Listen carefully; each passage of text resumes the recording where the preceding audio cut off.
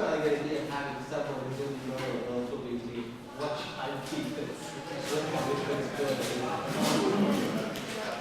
It would be incredible though to have. Anyway, who's speaking first for the government? You want to?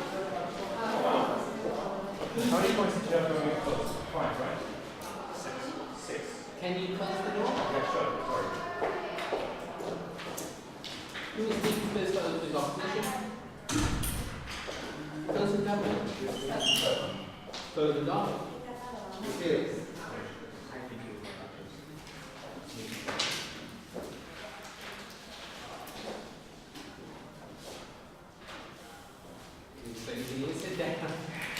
Okay, welcome everybody to the fifth round of the Movement 2013. Standing orders are the same as they've been in the previous 4 rounds of 7-minute speeches and the first allotment of protected.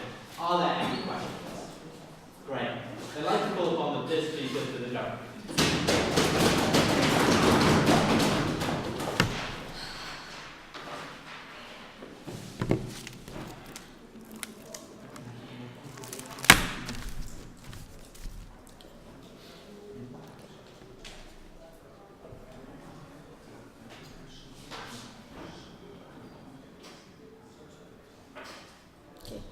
What we as the first government want to do today is to offer these countries a goal that, in order to mobilize these people to go for growth, to go for economic change and internal structural change that doesn't interfere with the values that these people have. We believe that these people are not reluctant to change, are not reluctant to implementing a democratic system as long as it doesn't interfere with their core values, for instance, their religious values, their ideological values. What we're going to do today is we're going to bring 3 arguments. First of all, we're going to explain why we need this measure for these countries, why it's actually going to bring positive change inside of these countries. Secondly, we're going to explain why the EU is the right actor to do so, and why it has a duty to do so. And thirdly, we're going to explain why this actually is a win-win situation, because it also brings these advantages, economic advantages for the EU as well. But before that, let me explain how we are going to do that. We are going to apply the same process that we have applied with the newest entered countries in the United European Union, such as Romania or Bulgaria,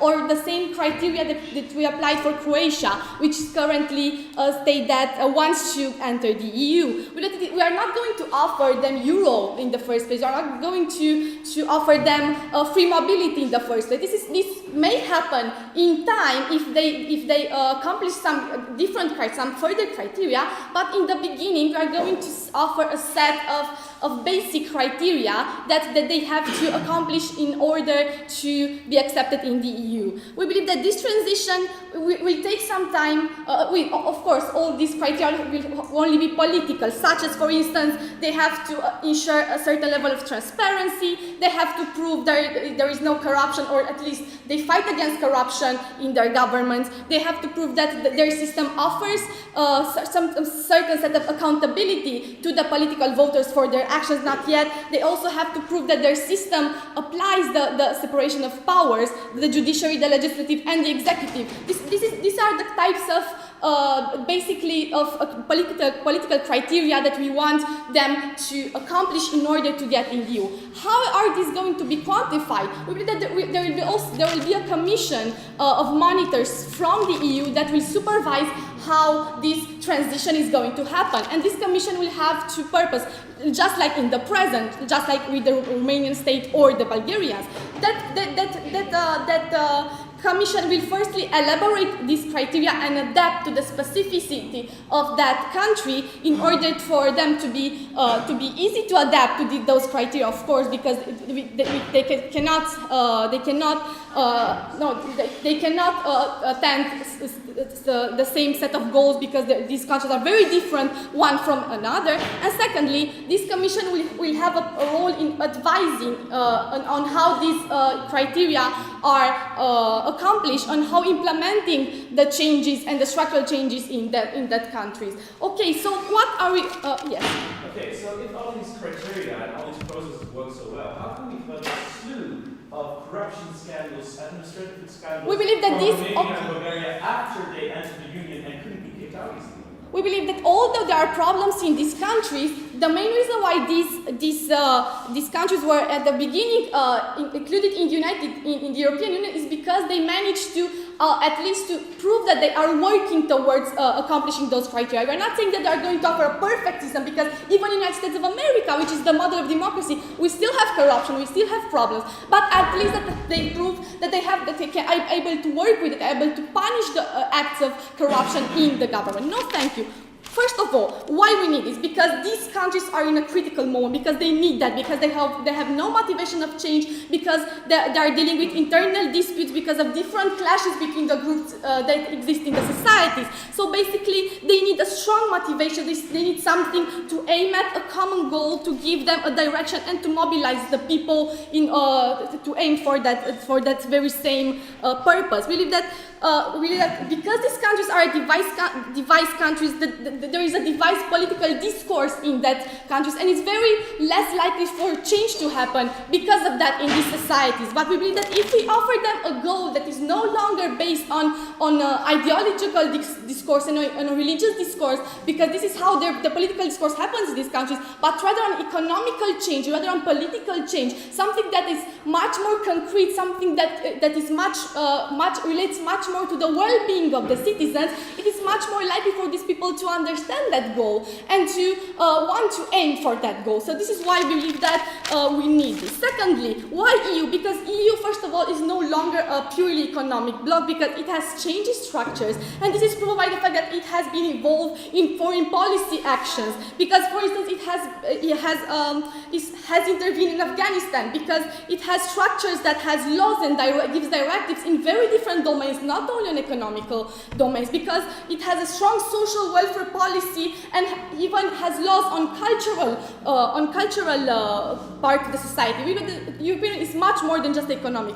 Also because it is a unique position, because contrary to the United States of America, the other main power that wants to bring change and wants to implement democracy and structural change in these countries, the European Union is not seen as someone that imposes values, but someone that can offer a set of advantages towards to this country's population. Because the main motto of European Union is unity in diversity. This is why we believe that it's much more likely for these people to accept, because European Union itself is a set of countries that also are diverse, that also respect each other's values. Even though we may have problems, but at least it's much more likely for them to respect each other. And that is why I believe that it is because the discourse in the European Union is not based on ideologies and religion, but it's based on, let's see what are the economical advantages of that measure, let's see if the euro works. And this is why I believe that the European Union is in a very good position to do so. Lastly, why this is a win-win situation. First of all, for these countries, because it brings economic growth and free trade, because they have lots of natural resources to be exploited, because of the foreign direct investment, because the trust and the credibility of the states is going to be increased when it's going to be associated with the European Union, which will monitor and see how they advance economically. And thirdly, because they will have access to structural funds such as SAPART, FARI, Erasmus funds, which will contribute a lot to creating infrastructure, to offering these people education and access to better schools that nowadays they cannot access because they don't have the funds to do so. Because we need all this change, because we want to offer these people a chance to better life, because the United States cannot do that. We believe that the European Union is the best actor to do so. For these reasons, please propose. Thank you very much for that speech.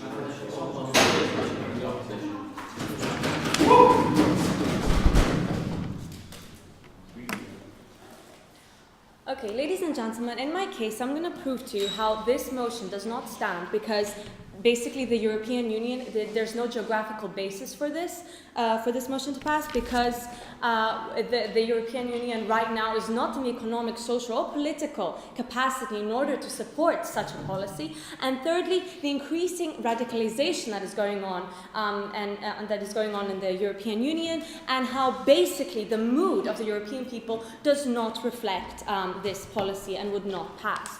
Now, before that, I would like to engage in some rebuttal. Now, I think that basically the government today came up here and is trying to replace the UN with the EU, because we see that the UN is already trying to promote human rights and to promote economic welfare and to send books to schools in Africa and support all that. So we don't see why the EU, which is already in such a catastrophic problem and has its own pigs to deal with, so for the countries like Greece, Italy, Spain and so on, should be now having the added pressure of these 27 or 30 European Union countries to have to deal with another 50 or 60, I don't know how many African and Middle Eastern countries there are, but there's a lot more to deal with that and have that added pressure. Now, she was saying how, that there's no motivation, that these countries are in a critical situation. Well, we see that we have countries of our own in the European continent, whatever, they're having those same issues, and we think that it's important to deal with those first. So we do not see that the EU is in any way in an economic or cultural superior position in order to deal with this. And as far as I know, the EU is trying to promote European cultures and the European culture and European values, which we believe might clash with certain Middle Eastern values and cultures and so on, which I will later elaborate in my own speech. And as far as her point about this being a win-win situation, she's saying it's going to be a win-win situation, yet until they fulfill this criteria, we're not going to allow them to travel, we're not going to allow them, the certain economic benefits and so on. So she didn't actually specify when are they going to, see that it's the right time for these countries to have all these benefits, because it's all these benefits that ultimately help them, not the promise of these benefits.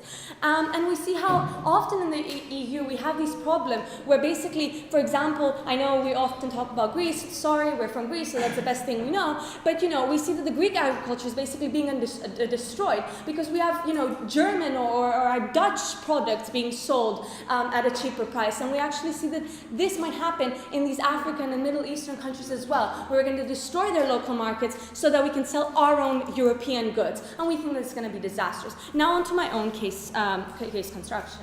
Now, firstly, no geographical bias. Now, ladies and gentlemen, a couple of years ago, when we were having talks about allowing Turkey into the EU, there was a lot of contention. And Turkey is by far, if you will, the most liberal and Europeanized, country in that region. And we see that, France automatically vetoed this, had an opposition, said they would never allow this. Other countries blocked it as well. And we see that basically it does not reflect the mood of the European people and of the key European countries. Now, we see right now that we don't even have all the European countries that are allowed in the EU. We think that it should be a primary focus to help these countries reach those standards. Countries like Serbia, Bosnia, Fyrom, and so on, that are in a devastating situation still, and that have all these criteria to fulfill that they haven't yet. So why not fix that problem first and start from our own continent? No, thank you. Secondly, we simply do not have the economic or political capability to support this policy. I don't know why side government thinks that the EU has abundant funds to send and abundant resources, because we're dealing with our own mess. Now, we all know, we've been hearing for how many years lately about the situations that are happening with the devastating economic crisis, how we don't even have democracies reaching their full potential in countries like Greece, who has been a member of the EU for, 30 years or something. So, we basically have a huge problem that we need to deal with first. Yes? How is this actually less expensive than European countries like Italy having to pay for the homes of hundreds of thousands of refugees who came from Libya during the war there? Okay, that's another issue that I'm going to talk about right now that basically leads to the migration problem that we're going to have if this policy is passed. Now, they didn't mention anything about the influx we're going to have of people. Now, yeah, we already have refugees, and we have refugee camps from that, and we even have the UN helping us with this. But if this policy passes, then we're basically going to have, okay, you said not immediately, but ultimately your goal is to allow these people to travel freely in the EU, just like other EU nations can. We're going to have a huge influx of people, because these countries have a higher population than the EU does, into the European Union. Now, we believe that this is going to basically damage their local workforce, because we're going to have all their best workers trying to get, these better opportunities and so on in countries like Germany, France, and other EU countries. So we see that it's going to damage their own workforce. worse. We also see that how this is going to bring an added pressure and more struggle into the European economy. Where as I mentioned before, we already have problems. And finally, to my point about the increasing radicalization in the EU. Now, lately in France, for example, the burqa laws were passed a couple of years ago, which do not permit immigrants, so not even citizens of France, but just visitors and immigrants and so on, to wear the burqa and the traditional wear on the streets of France, and they actually get fined if they do so. So we do not see how the growing secularization that we're witnessing in the EU is in any way going to be compatible with allowing these more religious countries and more traditional countries into the EU. We don't see how this in any way reflects the reality of the situation. And we think it's very contradictory. So basically, we need to look at the mood of the EU and the movements that are currently taking place in order to see if this is a viable policy. And we believe that it is not. So, ladies and gentlemen, because I have told you that they're trying essentially to replace the EU with and make it the UN, and we think that these criteria that they're saying about increasing democracy and economic welfare are already being conducted by the UN and who are trying to help it. Because we think there's no geographic basis for this policy, because we think that the EU should deal with their own problems first and help their own countries who are suffering and who are in economic and political turmoil, and because we think that the mood does not reflect the reality of the policy they're proposing, we proudly beg to oppose this motion. Thank you very much for that speech. I'd like to call on the second speech from the government.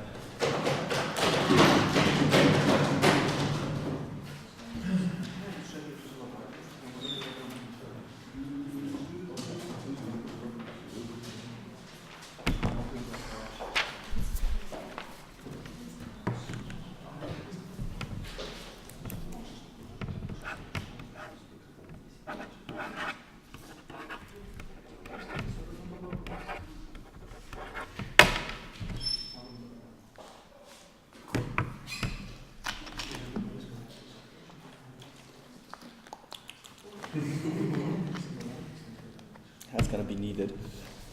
Okay. Whatever. Thank you, Mr. Speaker, for the floor. What I'm going to be doing today is develop the win-win scenario analysis my colleague has already started. I'm going to re-emphasize why is it that the North African states are going to be much better off economically. And I'm also going to be addressing why is it that the EU is going to be much better off economically if we implement this kind of a policy and we continue expanding. Because fundamentally, that's why the EU has continued to expand up until now. And I think that's going to address a lot of their fears, and I'll explain that in my rebuttals. And afterwards, I'm going to be talking a lot about how this goal, this end objective, will make a shift in terms of the public discourse that's actually happening at the moment in these markets particularly, right? I'm going to be talking about the value of having that one tangible objective and how that mobilizes a whole group of people behind it and will actually make for a better world at the end of the day. But before I do that, I just numbered up 5 points of rebuttal that I need to address from what we've heard from my previous speaker.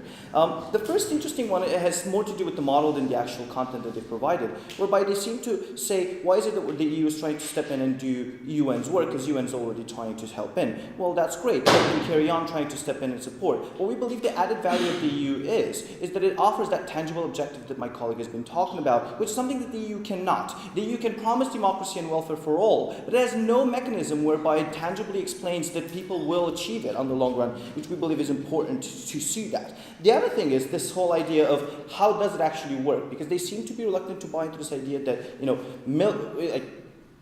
investing yourself into it will actually mobilize the population behind it. One simple example to give into that is from personal experience, whereby Romania's society as a whole, and I'll develop that in my substantive, Romania's society as a whole was mobilized, was rallied, and stood behind structural changes within the country post-communist years because of the eternal promise of the political sphere that we will enter the EU if we carry out these changes, and people stood behind it. We believe that that is important to have for these these particular markets as well. The other substantive that they brought forward was intriguing to me. First, they talk about this idea of a geographical bias. Now, isn't that a 18th century type of a thinking, right? I believe we've developed society to the point where globalization has entered because of the communications and the networks and the infrastructures that we've set up, where we don't necessarily need to think about alliances strictly in terms of they're our neighbor, they're not. We can make friends with them because they're close, that we cannot because they're not. I think that the whole discussion is a bit outdated. Even the example that they used of Turkey, that's a discussion that was 8 years ago, and I think that's far less redundant. No, thank you.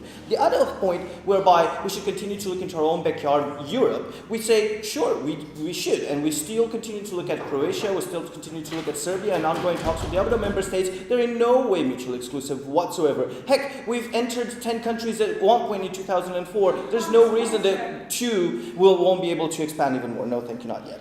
The other thing is this discussion about the economic mess, which will be basically addressed when I explain why EU will be much better off on the long run if we do expand. And even if we're in an economic mess, that doesn't mean that we have been freezing expansion. That's why we still continue to talk to Croatia. That's why we still continue to talk to Serbia, because we believe it fundamentally helps us progress as a whole. The other point, which had to do with migration, this is why the model that we set up was what we were trying to do, what we did with Romania and Bulgaria, right? They have access to the markets, they have access to most of the economic gains that are set in place by being a member of the European Union. But we do acknowledge some of the potential, drawbacks that this might have. This is why the same way that we impose limitations in terms of getting a work license in the UK for Romanians, we might impose similar restrictions. But that does not mean that they don't have access to the blunt of the benefits of being a EU member. We believe that would actually help them. And in fact, if immigration is such a massive issue for you, do bear in mind that fundamentally what we're assuming is that these countries will be better off economically, which will lead to the same scenarios that you're seeing with Poles moving back from the UK now,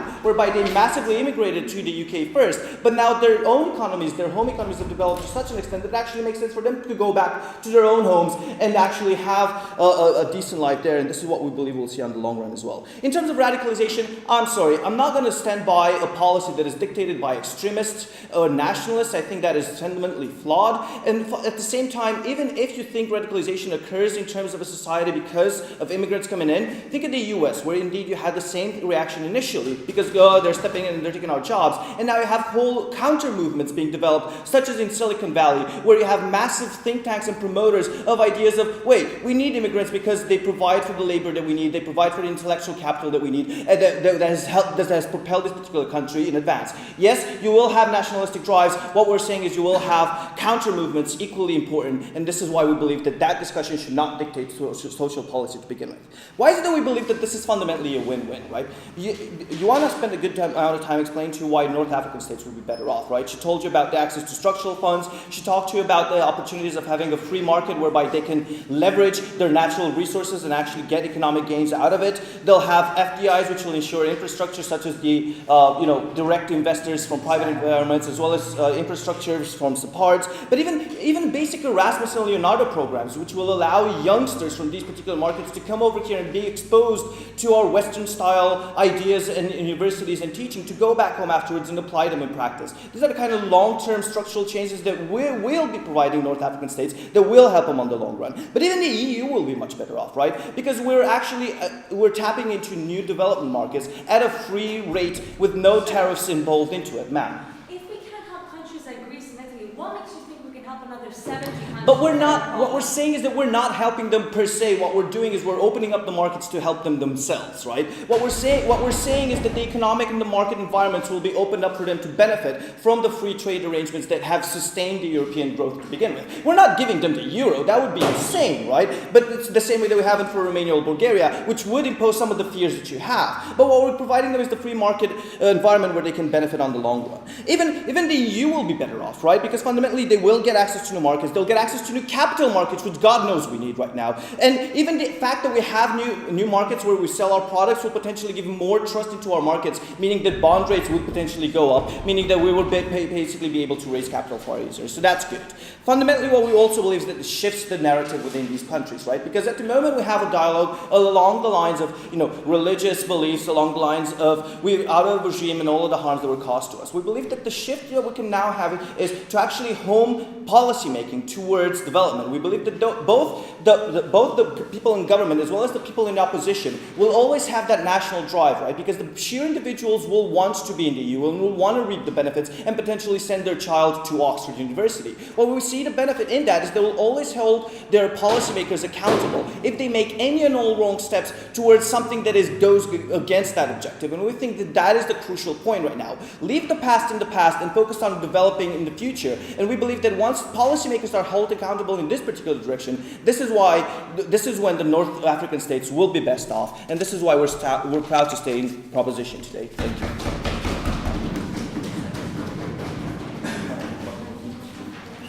Thank you very much, Dr. I'd like to call upon the second speaker of the opposition.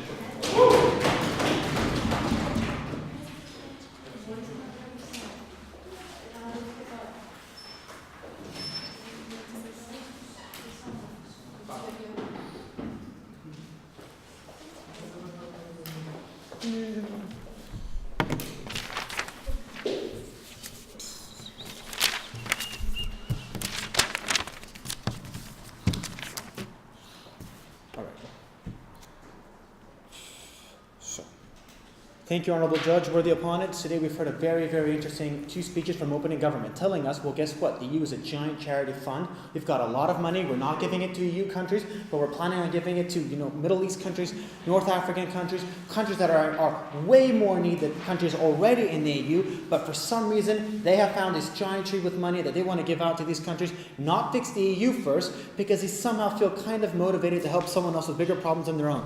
What we're saying on side opposition is that first, let's fix our own problems, and if we can expand later on, we'll think about it, but that may take 30, 40, 50 years. Now, there were a couple of allegations thrown about that, you're kind of racist, you don't want these people inside, they're too different. No, ladies and gentlemen, out of the question. What the previous speaker said is the utopia of, well, let's help these people out because we love everyone, which is great. We love everyone too. But it's not race to say that, I don't have money to help you right now, and there's really no point for the European Union to be expanding in the Middle East in the first place, because it's not what the goal of the EU was in the first place. The goal of the EU in the first place is to become, Europe's biggest melting pot. Unite Europe. Make sure, World War II never happens again. Not to make sure that a war in the Middle East won't happen again. Now, moving on to a quick few points of rebuttal that we've heard from before. Now, we heard the EU will be better off. How? By tapping into markets. That would mean assuming that we already don't tap into their markets. And as far as I know, that the only country in the European Union that's allowed to export its products to the Middle East is Greece. All of our lemons go over there. All of our tomatoes go over there. We already tap into the Middle Eastern markets. To begin with, what makes us think that we're better off to tap into their markets and say not Turkey, not Iran? People that are right next to them, people that kind of speak their language, people that already have the same religion, people that, if I speak Arabic and I'm Muslim, I'd probably rather do business with someone that speaks my language and sell something around the same price I expect them to do, rather than the EU, which is a complete foreigner to me right now. No, thank you. Then we have the next idea of, well, we're not going to have immigrants in Europe because we're not going to let them have the euro right away. No. We're not going to let them get into the Schengen zone right away. No. So what's the point of getting into the European Union? So we can say that they're going to be in, so we can somewhat motivate them? I think the Middle Eastern countries and North African countries with their Arab Spring break are very motivated to fix their own problems with a lot of bloodshed and a lot of bullets and their own lives at their own cost without the beautiful, carrot on a stick, you're going to get into the EU. For crying out loud, that is the least to say somehow shallow to say that they need our help to fix their own problems. They're doing a great job at the moment. Then we have that, they want to come to the European Union. They want to go to Oxford. Well, I already know quite a few Arabs that go to Oxford, so that's not a big problem right there. I think Oxford accepts students that are kind of smart from all over the world, so that's pretty fine right there. And they said they want to come to the European Union. Beautiful, which is kind of shooting themselves in the foot, because when they will allow immigration policies and they will allow them in the Schengen zone, we're going to have a shitload of people coming into the European Union, and a welfare state of the European Union, which is already in tatters, cannot support other people. It can barely support itself right now. I'll take you right now. But that's actually the point that we're saying. Most of these immigrants, while there's an initial backlash towards it, on the long run, they benefit the economies themselves, if not actually end up moving backwards. The problem with opening government is that they're very focused on bettering other people's economies by shattering their own. And what we're saying is that the European Union cannot, will not, and cannot afford to accept these countries at this moment. And we're not even sure if they should be accepting other countries at this moment for reasons I'm going to outline right now. So, moving into my own case. Now, this is something extending in from what Sophia said about fundamentalists in the Middle East and in North Africa. They talked about that the treat is that if they democratize themselves, we're going to accept them into the European Union, which is great.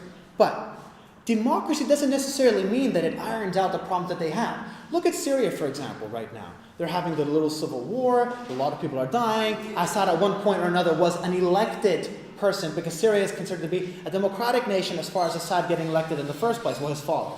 And then we're looking at Libya right now, which is having elections. We're looking at Iraq right now. I don't know, are we expanding all the way to Iraq? Because I'm a bit confused as to where the Middle East for them ends and where it begins. But Iraq is having right now elections. Egypt is having elections. And guess who these countries are mainly electing? Fundamentalist Islamists, which is fine with me. And you know why it's fine with me? Because I don't live there. But guess what? When these people start electing these people and they join the European Union, they have a say in things. Because the moment you join the European Union, countries, because they mentioned before that, 10 countries joined in 2004. And let's assume that 12 countries join right now. What happened after 2004 when 10 countries joined? Did the European Union get any better? Did the economies of these countries get better? Hell no. They got worse. The European Union got worse. So what we're saying is that the only logical paradigm is here is that if we do expand into the Middle East, they're not going to do any better, and we're definitely not going to do any better. Next idea is, all right, so the moment that the immigration policy kicks in and they are allowed to move about, you've got the Islamist fundamentalists, which would be getting their foot inside the European Union Parliament, which is the place that makes decisions for the European Union. And countries like Egypt, Lebanon, Syria, I don't know, Iraq, Turkey have huge populations. And guess how the parliament works in the EU? Based on the proportion of your population. The bigger the population, the more strength you have. And what does that mean for the European Union dream of the big melting pot?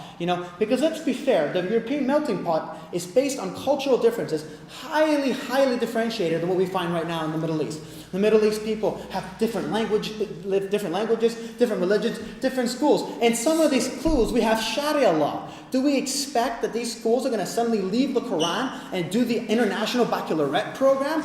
No, ladies and gentlemen, it is a very utopian idea to think. And to be fair, I don't even know if they'd like to do it in the first place. I don't see why we should be forcing them to do these things. Finally, moving on to, let's have this in the next idea. So let's assume that the EU is allowed to expand continuously. The United States decided to stop at some point. The Russians decided to stop at some point. But the EU is going to be this great organization that's going to continue growing and growing and growing. Where does it stop? Where does the Middle East stop? Do we stop at Iraq? Do we stop at Iran? Do we stop at Mongolia? What about the next big thing? Because the European Union is considered to be the biggest ally of NATO. What about the Russians, ladies and gentlemen? How are we going to be antagonizing the Russians? One of Europe's biggest allies. The kind of people that send us their gas. We warm up Europe with it. We have jobs. We have a lot of exchange with the Russians. The moment that the EU starts expanding, you're going to start making the Russians fear of thinking of, well, look at the EU/NATO. It's getting into the Middle Eastern countries, which we've already stepped our foot inside. What does that mean for our mutual friendship?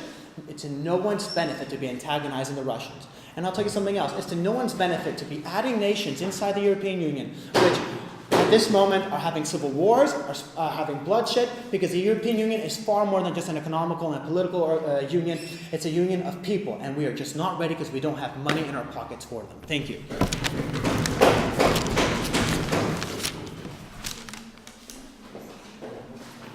you very much for that speech. I'll pull on the third speaker to go.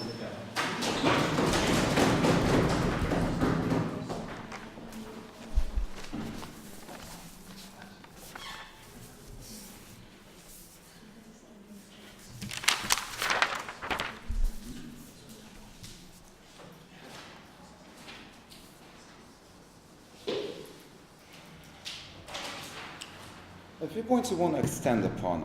I'll explain how actually the EU recession is a structural problem, how we actually do need immigrants, and how actually this is the most beneficial way to get them.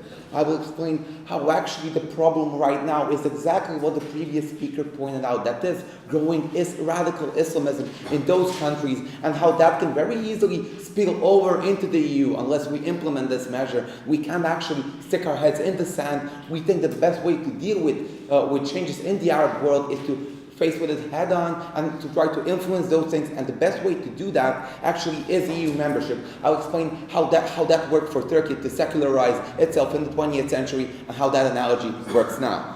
Before that, a few points of rebuttal. Now, firstly, he says that the prospect of membership in itself doesn't mean that the country will do anything, that only complete membership means reforms. We disagree with this. We believe that EU candidates, like the Balkan countries, have constantly been implementing structural reforms in order to join the EU. We consider this very beneficial because they don't just get reforms. If they reform, in exchange for that, they get big EU money from IPA funds. This country, for example, receives over 200 million euros per year from IPA funds in exchange for reforms, which bring it closer to EU membership. This is also beneficial for those countries as well. But what does this mean in essence? That means that even if EU membership is not concrete, there is no concrete date set, they're only EU candidates, the very fact that they are candidates which could prospectively join the Union at one moment in time means that they will implement certain reforms. The second thing, now he said that the EU will be overflown with Arabic or Muslim immigrants. We already pointed out that the Schengen area does not equal EU. We can implement some limits on migration of people across borders even when they're EU members. We did this with the new members like Romania and Bulgaria. The third thing, now he points out that we have radical Islamists and what will happen when we have radical Islamists in the European Parliament. Two things I want to point out here. Firstly, if countries have radical Islamists in power, then they're not really democratically reformed, so we won't let them into the EU in the first place. We won't let them become members. That's why we're conditioning this on democratic transformation. But more importantly, no thanks, we believe that even the Islamic powers which exist in those countries, because let's face it, they do have a significant part of the voter population, will tend to moderate their own views in order to apply for EU membership. We don't think that Islam in itself is incompatible with the EU. However, we do find radical Islam incompatible with the EU. And this is precisely what we want to achieve. If Islam is powerful in those countries, the best way to work with that is to moderate it so they can be a viable EU candidate. We saw this already happen with the AKP in Turkey. Lastly, about the Russians, just shortly, Russia is a member of the Partnership for Peace. Secondly, we don't think that countries which are close to Russia will even want to join the European Union. So, no thanks. Why do we believe that this is beneficial for the European Union? Well, while the recession is caused by some short-term things like the crisis of the Eurozone, we believe there is a bigger structural problem. That is that the European population is growing older and older. We have a big demographic deficit. We have a lot of old people, and this is increasing. We believe this is a structural problem which will come forth and become bigger and bigger in the next 10 to 15 years. Now, why is it beneficial to offer these countries EU membership? Firstly, because they have very young populations. Over 50% of Turkey's population is under 25 years old. But why is this better than just letting immigrants over the border when we need them? Because we already have a big problem with people being intolerant towards immigrants inside the European Union because they come from completely different societies. They have big problems with integration. At the moment where EU membership is offered to these countries, they tend to moderate their views, they tend to moderate their own societies. They become closer to the EU, and that is why it will be easier in the future for these countries to integrate within the common European area. But here's the crux of the case. Why do we believe that even if we don't let them in, there is still a big problem which won't solve itself? Now, the reason why we have a big problem with these countries right now is after the Arab Springs, when came time for reform, many of these people were unwilling to elect stable governments. That's when you have people like the Muslim Brotherhood in Egypt, which is quite hard line. And the problem with this is that democratic reforms are very hard to achieve, they're very expensive, they're very painstaking, especially for societies that don't have a democratic culture or the infrastructure to build a democracy. Now, why is this beneficial? Because the EU functions, well, to put it in very simple terms, as a carrot and stick program. They get offered something in return for getting reforms. Why is this beneficial? Because even if those countries don't implement reforms, then what do we have? We have societies which will continue to elect people like Mohamed Morsi. We will have growing extremism like we have with rebels in Syria. And why is that problematic? Because if those societies fail, they're next to the EU. So we can have an influx of immigrants into the EU countries like we have from Libya into Italy, like we had from the Middle East into Greece. The problem won't go away, and it's the market that's surrounding the EU. Go. That's the problem. You see these people as fundamentalists. They see these people as freedom fighters. You can't just tell them who to elect. You might as well just try and impose that. we can say if you elect fundamentalists, we won't let you into the EU. That's enough of an incentive to those people not to elect fundamentalists, because they can see the light on the other side. That are the prospects of EU membership. A big common market, a good place where to put your products, big money from EU fund. We think this is an incentive enough for people not to vote extremists into power. So, like I said, for the EU it's problematic because it costs a lot, because it creates a lot of problem with refugees. It creates an unstable region for the EU. And why is the incentive of EU membership very beneficial? Because we already saw this in Turkey. When Kemal Atatürk came to power, he implemented radical reforms of secularism. Now, while that was somewhat different, the point stands, and that is that, in essence, he changed society from a religious one to a secular one. And the benefits did come in time. The difference with him is he had the military behind him. Here we have the prospect of an EU membership. The point is, when the society changed, it actually moderated itself, it moderated its own value. That's why Turkey is seen as a bastion of the Middle East. It's seen as a country which has been able to reconcile Islamic values with democracy precisely because of the prospects of EU membership and of its position in the Middle East. The point is, when those countries are able to reconcile their own values with the EU values, that's when all the benefits come in. So precisely the benefit of EU membership is what will make those countries more moderate themselves. It brings benefits to them by EU membership, it brings benefits to them by more stable societies which are based on secularism, and is generally beneficial for the whole region. For all these reasons, we beg to propose.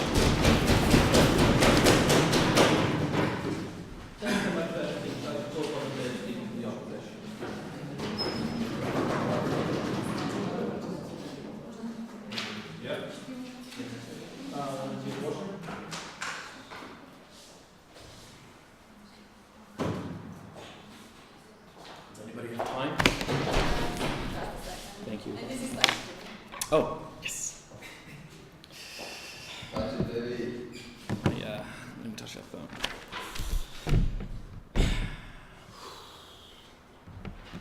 I've written down a shit ton. Okay. Right, thank you, Harish. On the floor. We, as the extension from opposition, are going to look at these things from the perspective of the perspectives. We're going to bring you three things. Why inherent change is better, and why inherent change will be precluded. Why we think that the benefits are in fact limited, and why there are actually massive harms involved in being in the European Union, both for the European Union and these countries. All my rebuttal will be interwoven because I have many pages to go through. Okay, so the first question that we want to ask ourselves, and that hasn't been really asked fundamentally, we believe, is do these people want to get into the European Union? We are able to concede this point of proposition. Yes, they do, but for all the wrong reasons. There are perceived benefits in trade and economy, but as I will get into later, these are actually not very tangible and aren't very real. And but we also believe that the changes that they see as being beneficial are actually forced and fake. They exist only on paper, not in reality. So, I'll get into that now. So first of all, let's examine the first point about how these people will want to get into the EU for the wrong reasons, and how the process will actually not function very well. They are lured in by economic promises and makes them do things. You know, the entire acquis communautaire of the European Union, that is basically a ticking box list of everything you have to do. But the fundamentals will remain the same.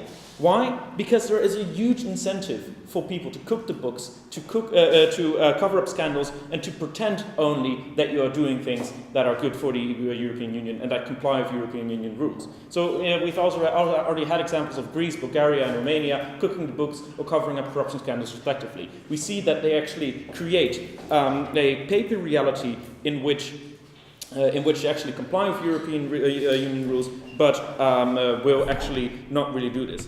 Why? Moreover, because there's actually a huge cultural gap. No thanks. And actually, I will show to you now how this is actually entrenched. So, how is this cultural gap entrenched? We have seen that there has been decades of suppression by dictators, and this has actually been fostered. Decades of suppression by dictators, especially because they were secular, especially things like conservative and Islamic movements, right? And this actually has fostered a powerful conservative movement because these people went underground and were able to build up giant shadow structures that have really enabled them to be very powerful forces in society. And when you get a democratic structure, these forces will be unleashed. These forces will be unleashed upon these democratic structures. Now, this wouldn't really be a problem if these democracies were homegrown. But because proposition wants to have these people in the EU, you get this big problem. Why? Well, because these parties will be fundamentally opposed to any sort of cooperation. They will not want to have anything coming from the EU, simply because they see it as coming from this fundamental other, this foreign entity that imposes things on them. And because they were, and without even having the shared experience of World War II that we have in the European Union to cover up these cultural differences, to make it all stick together a little bit, you actually will not have, you will not be able to actually overcome this cultural gap, which will make these countries fundamentally hostile to any European policy, and which will actually make the process of integrating these countries into the European Union in a long-term sense completely impossible, or not.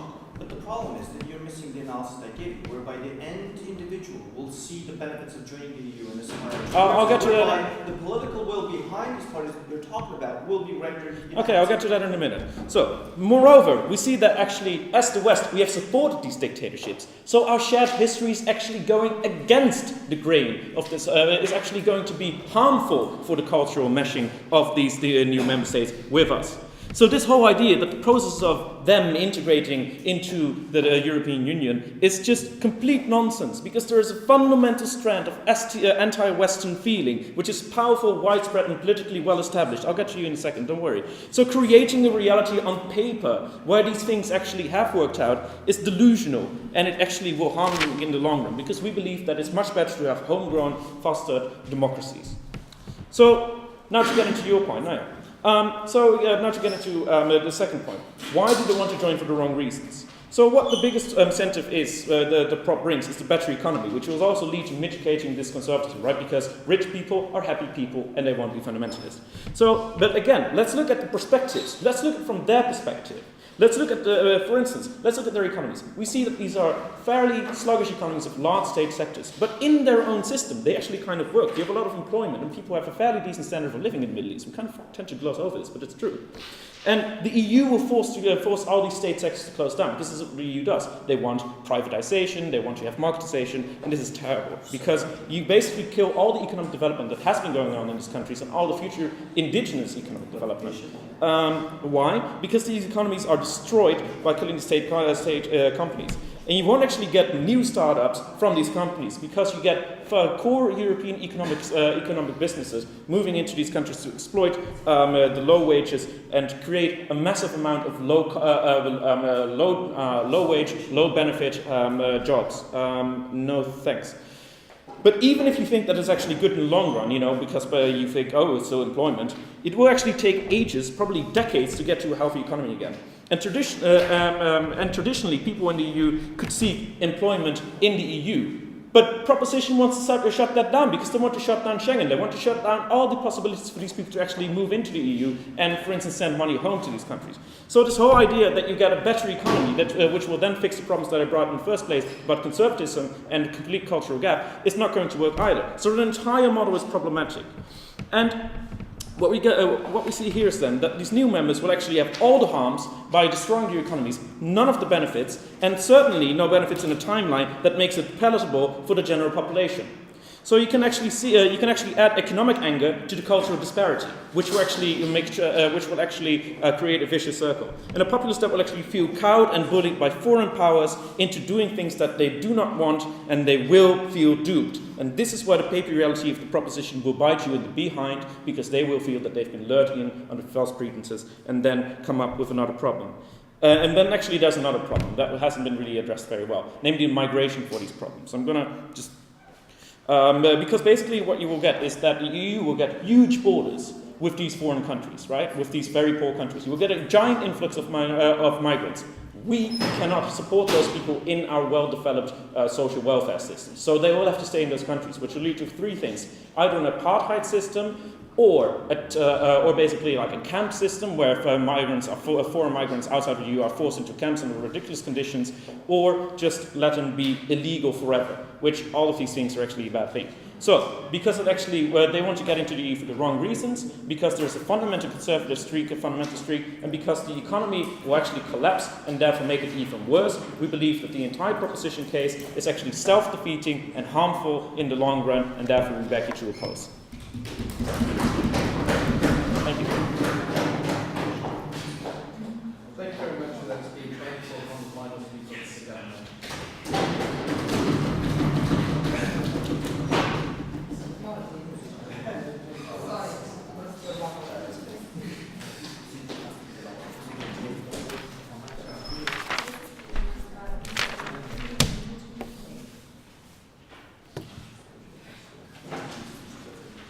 This debate at the end comes down to one question, whether or not this will be beneficial both for the European Union and the other countries that we are discussing about. And the side of government believes that it will be beneficial for both on economical level when it comes to working forces and when it comes to market. We also believe that socially will be much better because we believe that we will resolve the problem of extremely religious countries that we are having right now. And at the end, we of course see political benefits that will happen to these countries since they will enter the democratic transformation, which will be a condition for a membership in the EU.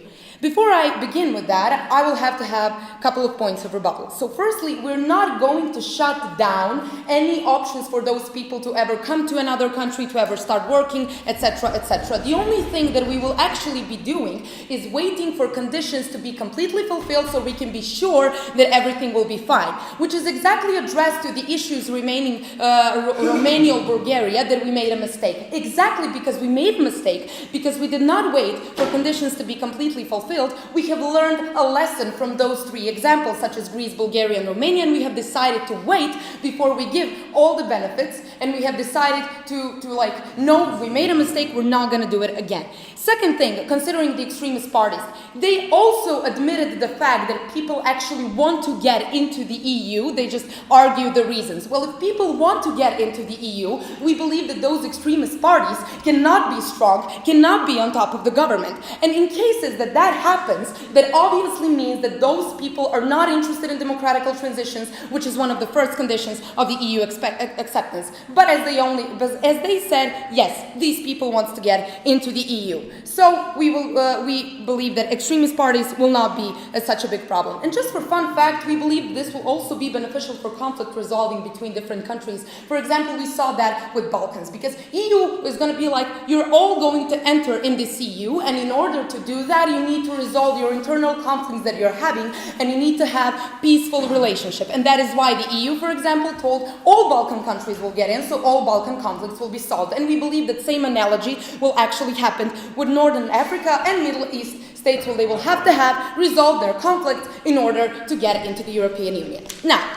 let's get to this, why we believe that this is both beneficial. Let's talk firstly about what we brought to you, about the fact that EU has structural problems, that baby boom actually brought us into the situation when in 10 and 50 years, so many people that are workforce right now will actually have to retire, which will lead to EU having a problem with people who are going to work, which will probably lead to them being much weaker. By this, we are bringing them huge amount of workforce, and we see benefits for both sides in this case. Firstly, we see benefits that we will have many people who will be able to work, they will be able to create bigger amount of products, which will make that market even more productive than it is, which will bring us to more money, more people actually interact in that market, which leads to a more sustainable economy. On the other side, we see an individual benefit for every worker who actually comes there, because now he's not going to be treated as an immigrant, he's not going to be treated as someone who is less respectful, because EU wants to solve those diversities that exist in the EU. So what will they actually try to treat them as equal? So we see the benefit on micro level on everyone who comes from these countries and actually is capable to get a proper job and a proper paycheck.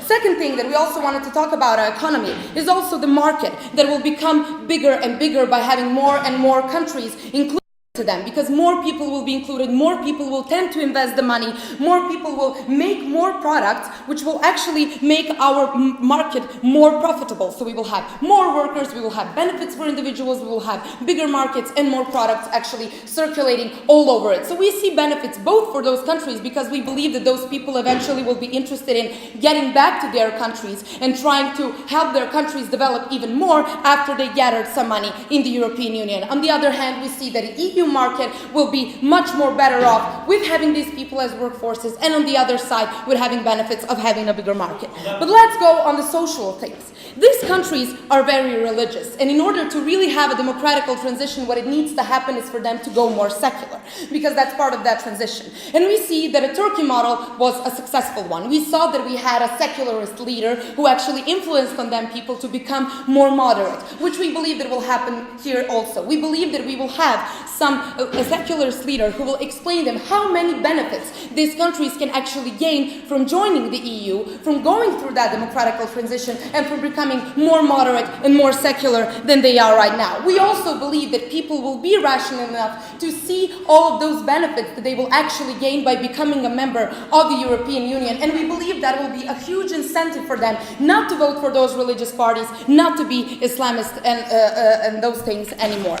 Also, you. Okay, so how do you expect that these countries, which have collapsed economies after state sectors die off, will deal with the millions of African immigrants that can simply take a bus now from Senegal to the European Union, and then we will have to deal with that? They don't have to let them in. We can also make some quotas for those people who will actually come to those states, and we can make something that will be sustainable. We do not want to make the entire chaos. We're trying to make a plan that will be beneficial for both sides. That is why we are waiting for conditions to happen. That is why we will not let everyone in and turn this into a complete chaos. Also, we believe that the moment where the secularization is bigger in these kind of countries, there is a much better opportunity for actually having integration between these people, because that's the moment where their perception will change. When EU people are going to realize these people tend to change, and maybe some values that they tend to keep are not that bad. On the other side, we believe that Islamist people will be able to see all benefits that EU and democratical values can bring. And since they will tend to become more moderate, they will probably tend to understand those values even more. So that integration process is going to be much easier when they actually come all together and they all start to realize benefits they can get. And those benefits that I'm constantly mentioning, considering these kind of countries, are firstly, they're going to have democratical system, which will bring better life to those people, such as HR development. They will have better economy. They will have better chances of finding a better job. They will have less corruption in their countries, because that will also be one of the things that EU will monitor while allowing them to become members of that. Of course, since EU usually has those bugs that we mentioned, what kind of conditions you need to fulfill, and we will give you money for that, we also see that those countries will benefit by gaining money from those reforms they will eventually have to accept. And as far as it comes to radical leaders, they will either have to moderate, or they will have to be gone. Because in both cases, when people enter the EU, when people realize all the benefits, they will no longer be interested into these radical views that might be proposed, and these parties will fail. For all these reasons, we beg you to propose it.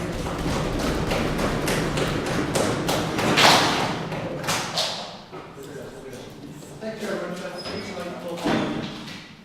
Final speaker.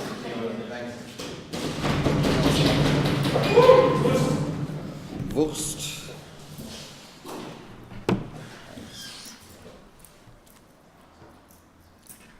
I have 3 points: beauty contest with a stick, retirement homes, apartheid, and trade fetish. That was 4. So, to summarize this debate, firstly, I'd like to talk about the issue: is luring somebody into something a good or a bad thing?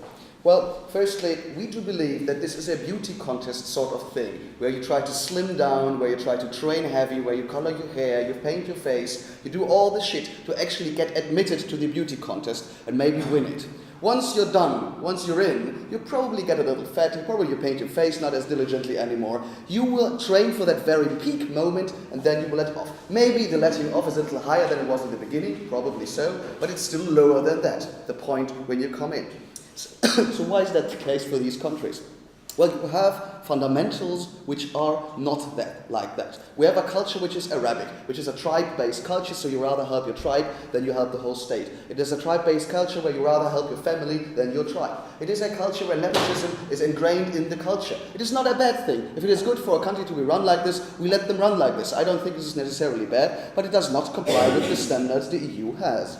So if we have all these anti-Western fundamentals We're not talking about extremists here. We're talking about people who have a history of 2,500 years of antagonizing Northern Africa and Europe. There have been wars since Carthago and Rome. There have been many, many Islamic wars. There have been other wars. We think that there is a very, very huge population who actually does not feel Western and does not become Western.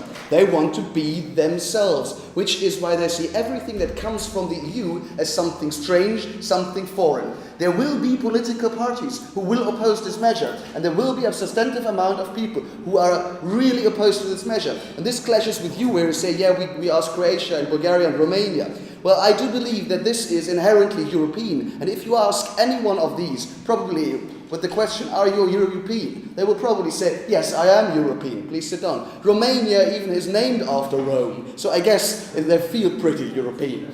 It is not true for the Berber tribes, it's not true for Tunisia and all these countries. So we do believe that if we cater for that, if we do actually let them in the EU, this opposition will still remain. This will remain in the first place and remain after it got accepted. So, will the change then be really good and sustainable? No, because not everyone buys into that. If a governance structure is set up for institutions, and I am anti-Western, not an Islamist fundamentalist, just anti-Western, I will not accept these standards as my own. I do believe we need to change, we need to have governance standard in an Islamic republic in their own style, not opposed by the EU. Because obviously, you're right, they'll probably vote for these parties and probably the process is going to start. But a minority, and a big minority, will always oppose this. This means what happens, two things can happen. Firstly, we never let them in the last place. Oh, one thing. There's a difference between terminal values, so that I see the anti-corruption thing as something very good for me intrinsically, or instrumental value. I only do this because I want to achieve something.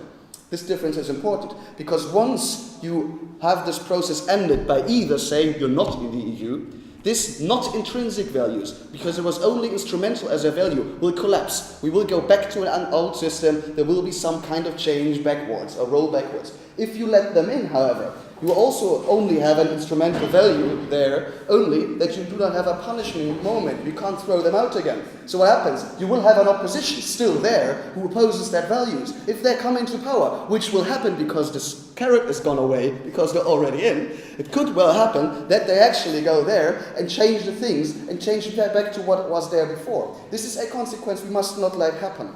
And for these reasons, I believe we need to push them for change. We need to lure them, we need to do stuff, but not Western values. Let them decide themselves what they need to do. This is incredibly important, that we do not have a EU print on what change we demand from them. We need to have a Northern African print. That is very important. Another big issue was the migration issue. Well, please sit down. We have a little tension here. First half said, well, we're probably not going to let them in Schengen. The other half said something, we want to counter demographic problems. I believe if you want to counter demographic problems and workforce, you need to let them in the EU. So I argue both cases. Firstly, what happens if you don't let them in? If you don't let them in, you have a fake agreement. They're fake members of the EU. If you do not eventually do that, they do not have any advantage economically. The only advantage they have is that big European countries set up factories, go there, destroy the local markets, destroy the local brands that could develop, destroy the local innovation that could happen, because they're crowded out by just being smarter and better. Go. What we said is we'll replicate the model of a duration from Romania and Bulgaria. Fine, thank you. We had a limitation of 10 years. I understood that, thank you. I will deal with them right now. So if we allow them in, demographic problem. We do have a situation where we have a lot of influx of immigrants, probably from Northern Africa to Europe, which is fine. Young workers, you claim. What is the unemployment of young workers in the EU right now? I believe it is 25%. Does that lead to the conclusion that we are desperately in need of new young workers? No, it doesn't. We do have young workers who are unemployed at this very moment.